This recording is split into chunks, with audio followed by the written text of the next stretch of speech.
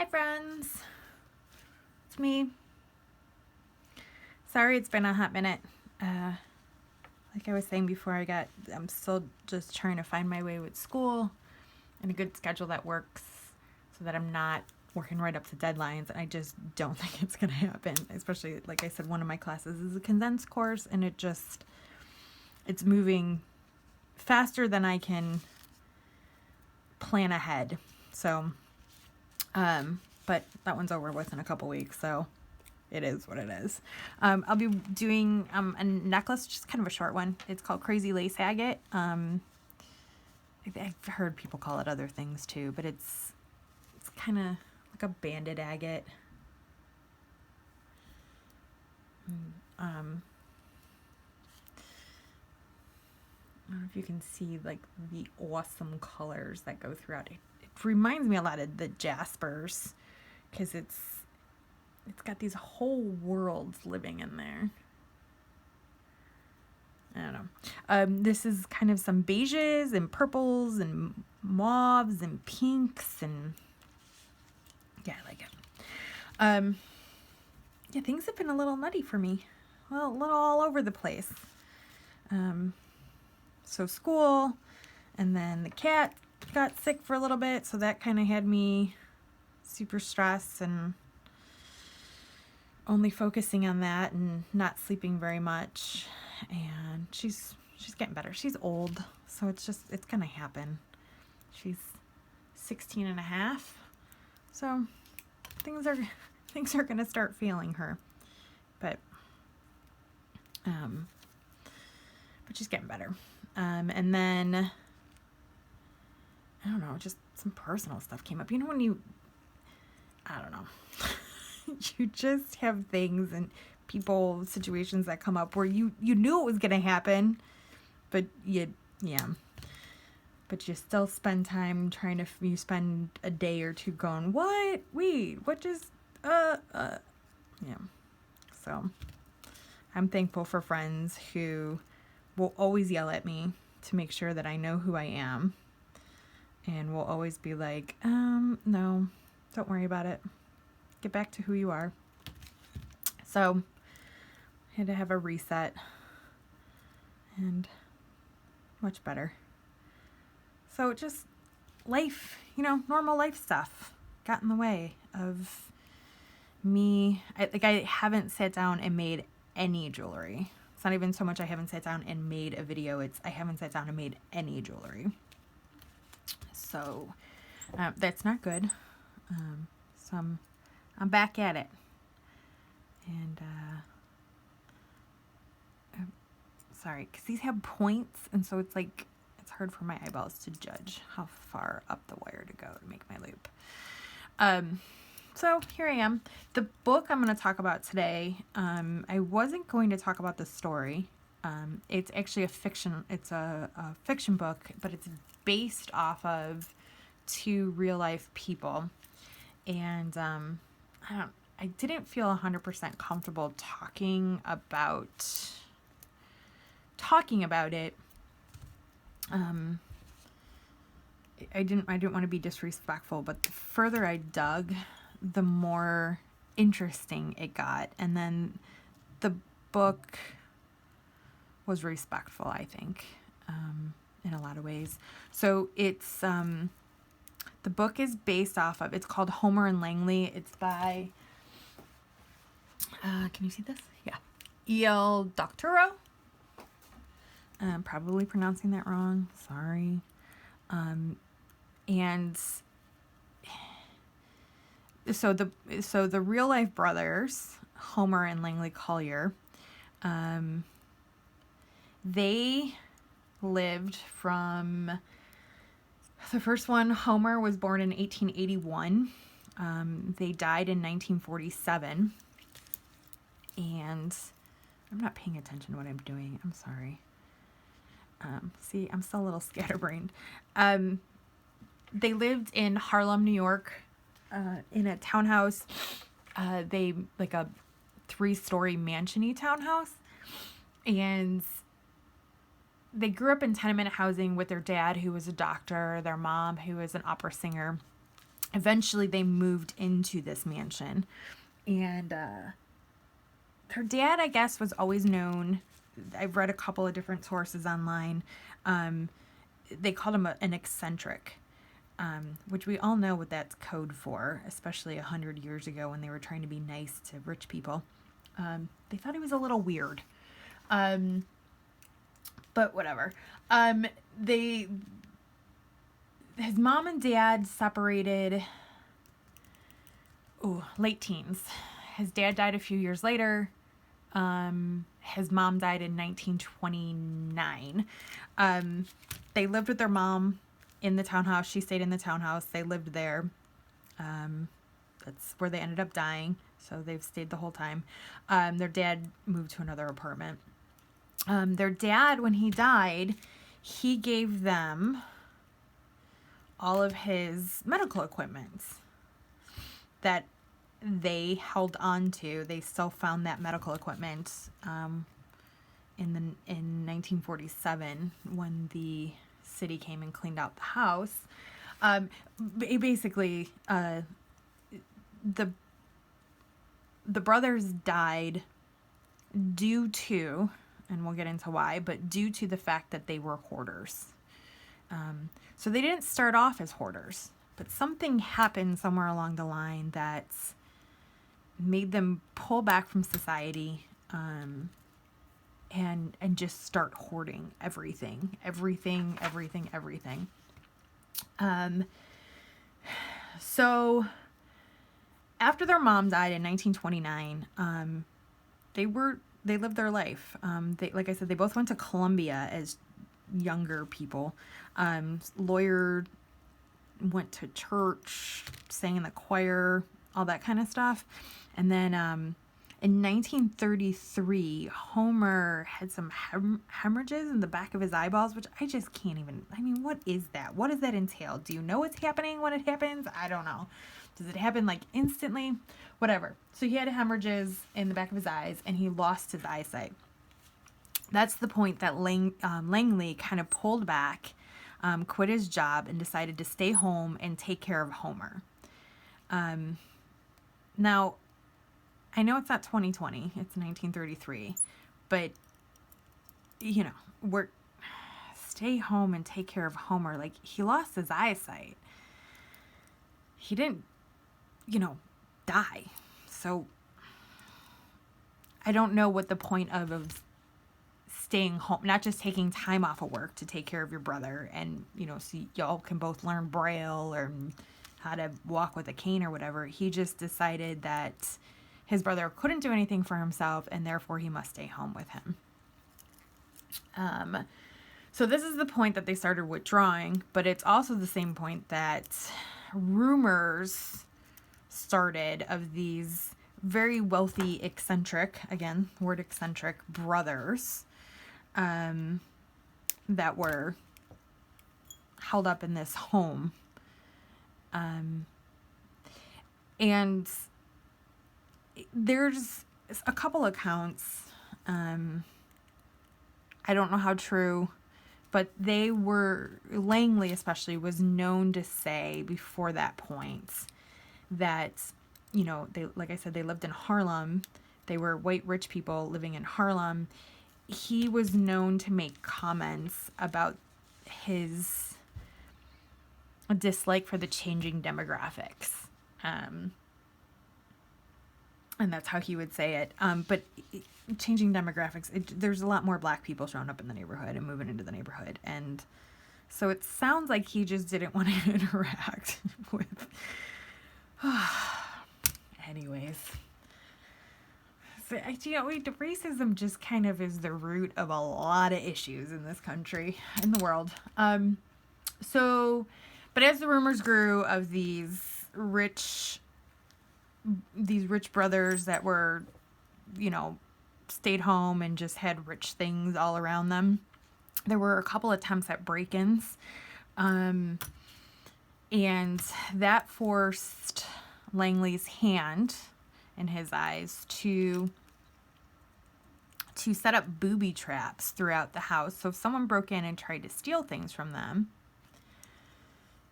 they would have things fall on their head, whatever, I don't know.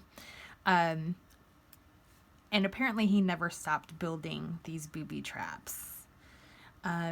He began collecting more and more.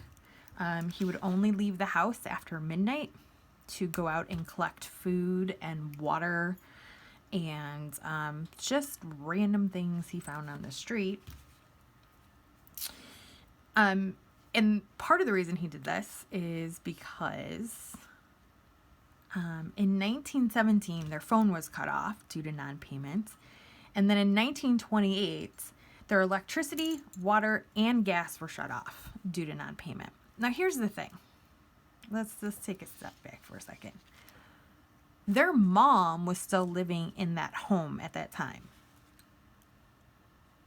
Why didn't she say, like, okay, I know I'm just a woman in the 1920s and I have no real agency, but y'all turn back my water on. I'd like to take a bath. Or can we get some heat other than these smoky fireplaces? Like, I just don't understand why she didn't step in at any point.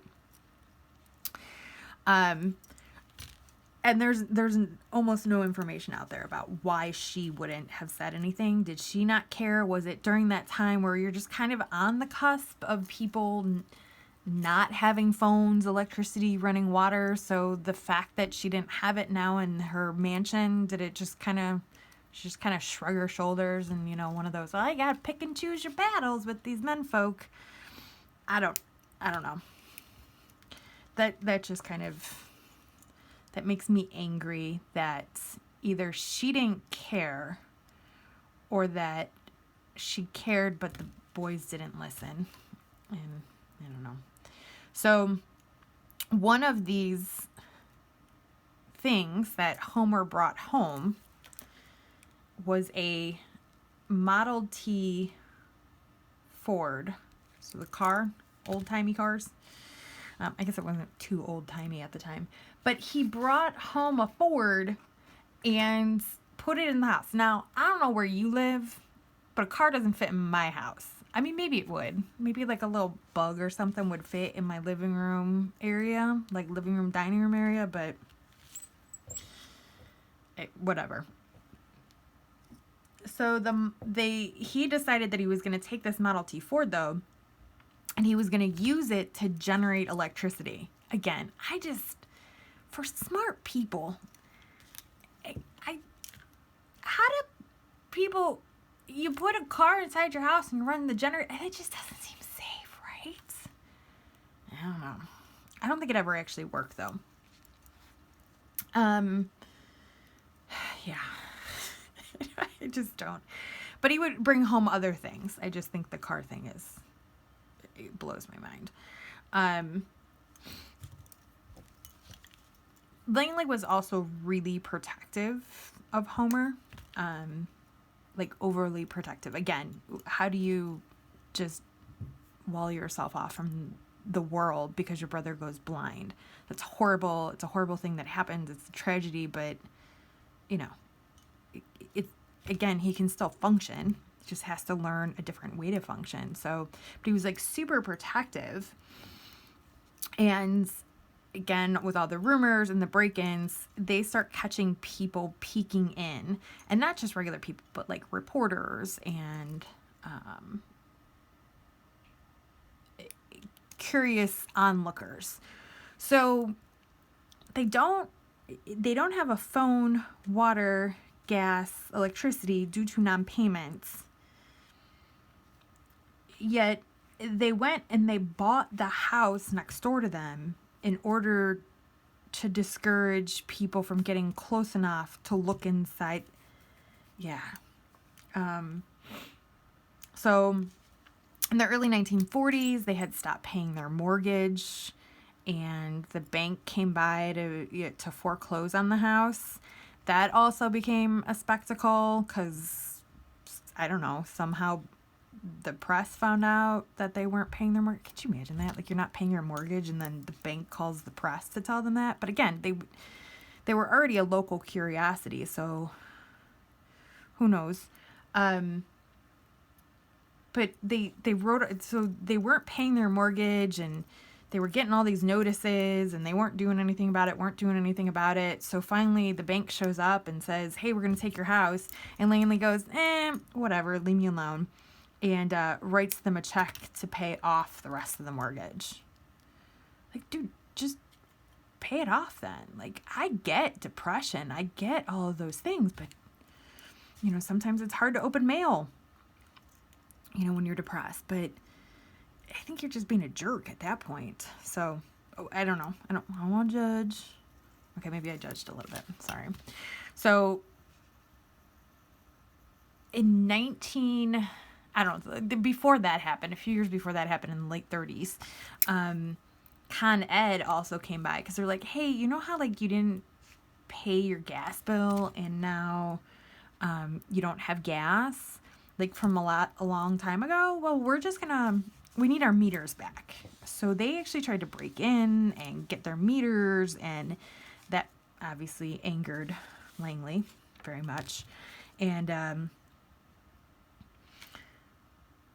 so there were, like, crowds came. He was arguing with them on the front porch. There were some actual pictures of this happening. And you can kind of just see how disheveled he looks at this point. And again, the press comes. I don't know. People say that the press is bad now. The media is bad now, but so you can look up those photos online. And then, because it's just weird to see that there's, like, Con Ed is just coming to take some meters, and then the photographers show up, and neighborhood people just stand around. I guess if you don't, like, have cable TV or, like, Facebook, I guess your entertainment is showing up when something goes down in your neighborhood. Whew. I am so glad I don't know the names of anybody that lives around me. In 1947, March, I don't remember what date, the police department gets an anonymous tip that there's a bad smell coming from the house. So, okay, it's the Collyer brothers again. I guess we gotta go over there and figure out what's going on now. And they show up, and yeah, it's not good. Knock on the door, knock on the windows. Nobody answers, can't get in. So they have to break in because it's a bad smell. They know that these guys don't want to deal with anybody, so they just break in. They realize that, yep, okay, this is not a pine sol smell. So they start looking around, and they realize, like, they had a hard enough time getting in the front door because of all the newspapers that were built up. And they really start to fully understand the hoarding problem, like floor to ceiling. There's actual mazes. Again, there's pictures online, but there's a lot of descriptions too. Actual mazes made through all of this, because there was no place to walk. There was no place to sleep, apparently. They ended up finding out, just kind of these little, like, clearings that were like nests, they described them as. And they found Homer, the blind brother. They find him on a chair with, like, long shaggy hair. He's in a bathrobe, and he has died. But he has only recently died, like within the last day. So they don't know where Langley is. And I don't know why. Maybe they did question it. Like, the smell wouldn't be coming from a person that just died within 24 hours. So they think that Langley is the one, because they can't find Langley. So they think he's the one that called in the anonymous tip and then took off. Like, washed his hands of the whole situation and took off. So this manhunt actually starts. People are like, oh no, I saw him getting on a bus. He went to Atlantic City, and, like, all this other whatever. So they start looking for him. In the meantime, they're starting to clear out the house. And there's a lot of pictures online. There's even a old, kind of like a video, just like little snippets that have been quilted together. They find lots of booby traps. It's pretty bad. But what fascinated me, again, this part, is the amount of people that showed up. The pictures that they have of the people that showed up while the police were clearing, and again, it's the police. I don't know why the police are clearing out the house, but, you know, it's the 1940s, so what do I know? The police clearing out the house and throwing stuff out the third floor windows, and people just standing around watching. Again, I would never do. I wouldn't do that. Maybe I would. Okay, maybe I would. But, because I'm a little nosy. I'm a little curious. But I also would think it was rude. Disrespectful. I don't know. In that situation, at least. So, so this manhunt for Langley goes on for, I want to say it's like 2 weeks. Like around 2 weeks, give or take. And then,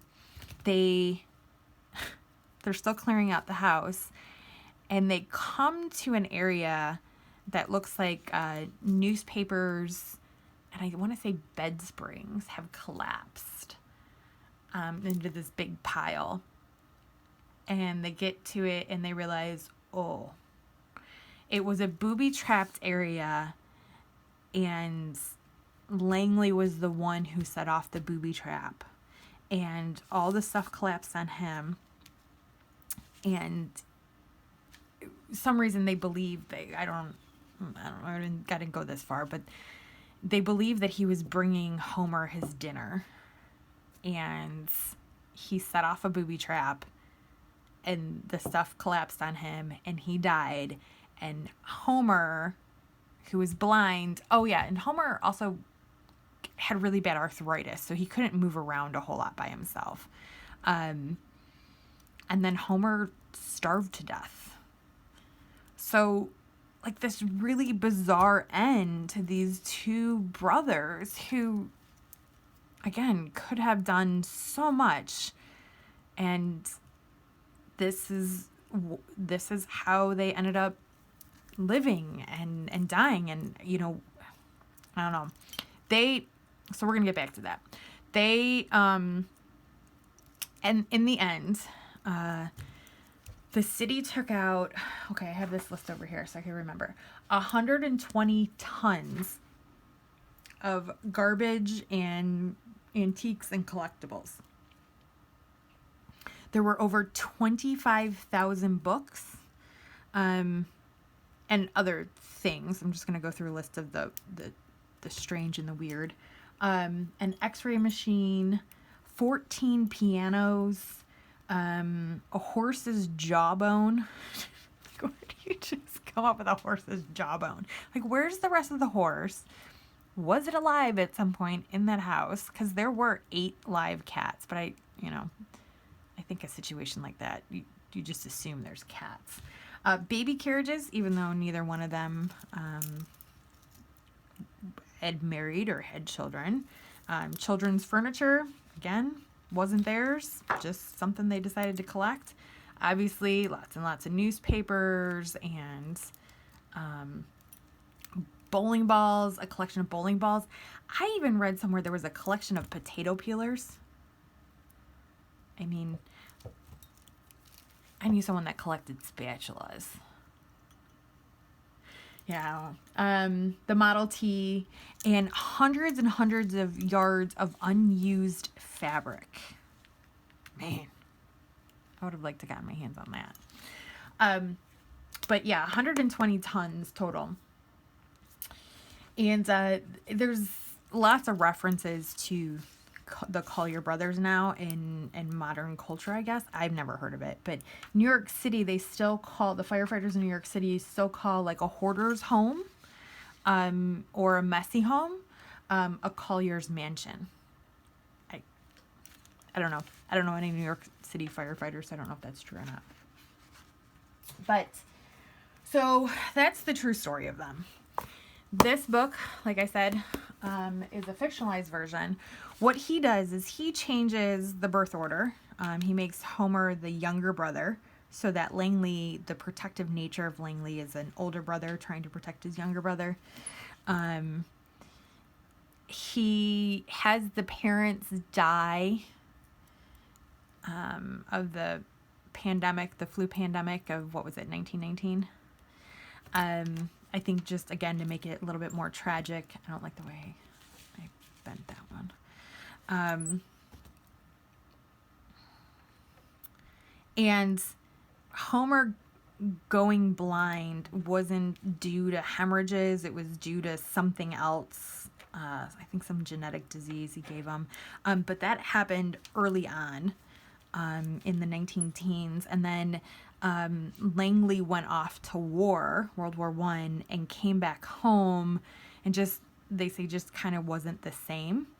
Although they allude to some of his issues a little bit before he goes. He comes up with this theory of replacements. And what he says, again, this is in the book, and what he says is that, like, him going off to war, he is just replacing a dead soldier. Great geniuses are just replacements for other generations' great geniuses. He's basically saying, like, nothing ever changes. There's just replacements. There's just the same thing happens over and over again. We might call it something different. We might call the people something different, but it's all the same. It made a lot of sense when I was reading it, so check on me. But it begins, in the book, it begins to start to explain this hoarding habit. Because in order to prove his theory of everything and theory of replacement, and to basically be done with daily news, he's going to write one newspaper that you'll ever need. So he has to collect all the other newspapers and read them daily to reinforce his theory. He decides that he can cure Homer's blindness. So his dad's medical books, he kind of takes a deep dive into those and starts collecting more of those too. What the book attempts to do is not just make these two brothers a curiosity, but to explain how something so simple combine, some thought processes that seem logical and seem so simple, combined with tragedy and then loneliness, these antisocial tendencies. If you don't check in with your friends, like, hey, does this sound a little kooky to you? If you got some good friends like I do, they'll be like, yeah, you might want to take a step back from that. You're not going to make it rich with this new orange juice flavor or whatever. I actually had that idea at one point, but we don't talk about that. It was just sad, I guess. And that's what the author tries to do in the book, of just kind of, it could be you, it could be me that this happens to. If we were rich and lived in New York City, and had a mansion, but it, obviously hoarding, and that happens to anybody.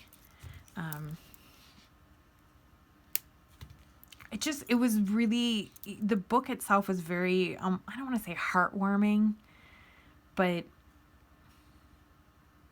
it was more than just reading about these gentlemen online, these brothers online, and feeling like, oh, they might be pathetic, or oh, that's so sad, I pity them. It was more than that. It was, I loved them. I wanted to be their friend. Homer is the narrator in the book. And he loves his brother, and he knows his brother loves him, and so he just kind of puts up with his brother's antics, and he kind of just shrugs his shoulders at it of like, it's okay. And because it happens so slowly over time, he knows it's not good, but if you take that daily snapshot, it's not that bad. Y'all read the book. It's pretty good. It's pretty good. It made me smile a lot. It made me laugh. The book, like I said, changes their birth order, changes what happens to their parents, and actually extends their life into, I want to say, the 70s. It gets into a lot of personal life stuff. May or may not be true. Definitely fictionalized if it is true, but all of those add to the, I guess it's like all these little single events that don't seem like a big deal, but these little things that kind of make you turn a little bit more, and then turn a little bit more, and turn a little bit more, until you're like sleeping in a bed of newspapers and going, what happened? How did this happen?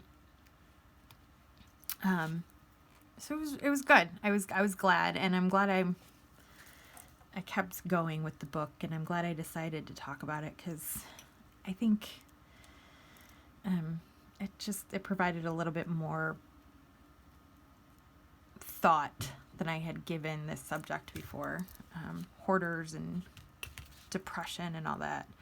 So read the book, Homer and Langley. It's pretty good. I think there's some movies. I don't think there's a specific movie about them, but there's characters in other movies that are based off of them. Yeah, it's been a rough couple weeks for me, so again, I didn't dig as deeply as I normally would have. So yeah, so I did that, and then hope you enjoy it. Oh, look at this. Look how pretty this is. Yeah.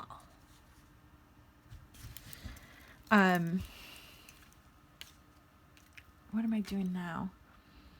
I don't know. Gotta finish some more homework this weekend, of course. And then making an effort to, before it gets too cold, to hang out outside, to have more coffee dates with friends. For one of my courses, I had to, quote, but it's for a project, I had to go to a museum and look at how they function, especially now during COVID. And that was fantastic, let me tell you. Going to a museum and just walking around, and it was a pretty awesome afternoon. That picked me up. But I made a friend go with me, and we talked the whole time. Oh, the museum I went to was the Cleveland History Museum at Western Reserve Historical Society. Highly recommend. 10 out of 10. There's a lot of stuff that's closed. A lot of the galleries, it's like 2 old mansions that are put and smushed, and then they have mini exhibits and stuff. But so a lot of it's closed because they can't sanitize as well. You know, they don't have as much staff because of COVID, or they just can't social distance in certain galleries. But it's still what they have open, what you're able to see is fantastic, and they give you access to visit the other galleries digitally, which is cool. But it was nice to talk to a friend. You know, again, I had some serious talks with friends this week about things, and the Homer and Langley thing. You need to have people in your life who not only support you and love you, but who are willing to tell you that no, you don't need all these newspapers, or no, orange juice has enough flavors. Yeah, watch me like miss that opportunity one day. I'll let y'all know if I ever see it in the grocery store. But you know who tell you no, and so I wanted to check in with those people. And one of my friends that I took with me yesterday is one of those people that you check in with who, she's very nice about it. She's not as upfront, but she like, you know, when she's lying, you can tell by the look on her face. So she talked through some things with me, and she's a special lady. I like her. So that I'll be riding that high for a little bit of being able to go to a museum and hang out with a friend and have a deep dive conversation and with her. And I don't have any book club stuff coming up for a few weeks. Homework's kicking my butt, but I feel like I'm working out the kinks as far as even just getting to know my school's online system and the regularity of due dates and stuff. I feel like I'm finally conquering that aspect, so at least that's not an additional layer that's stressing me out.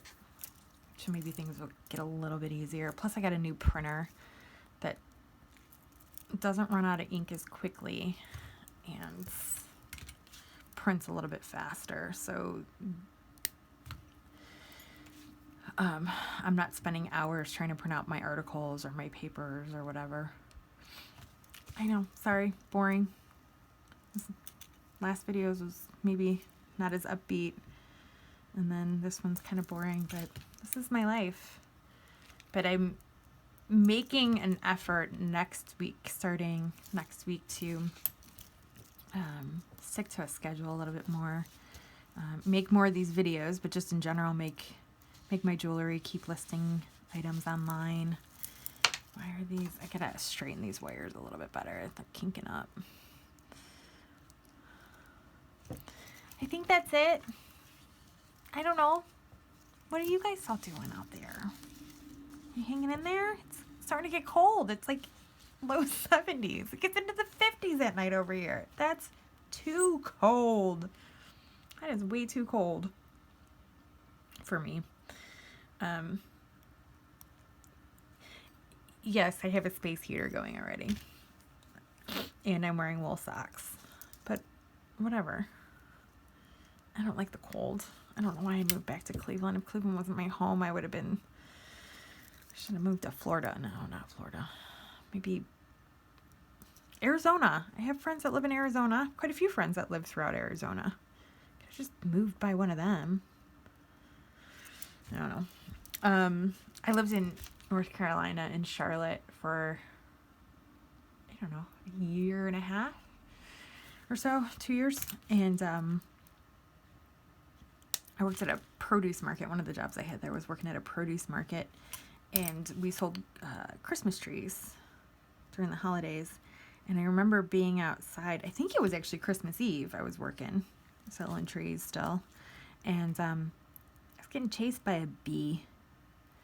I want to live somewhere where on Christmas Eve, I get chased by a bee. Oh, well. One day. I don't know if I could leave Cleveland again, though. It's been so nice being home, even though I haven't been able to get out enough to really feel like I'm home. When I do remember that I'm home, it feels fantastic. So, I don't know. We'll see. Maybe retirement. I'll go to a beach somewhere. Oh, I'll get an island. No, then I gotta worry about hurricanes. See, that's the thing. When you get old and wise, then you start thinking of like, oh, well, I could live on an island, but then I'd have to worry about hurricanes. I could live out west, but those fires are devastating. Maybe I'll just stay in snowy Ohio and deal. So, all right, I think that's it. I'm probably going too long.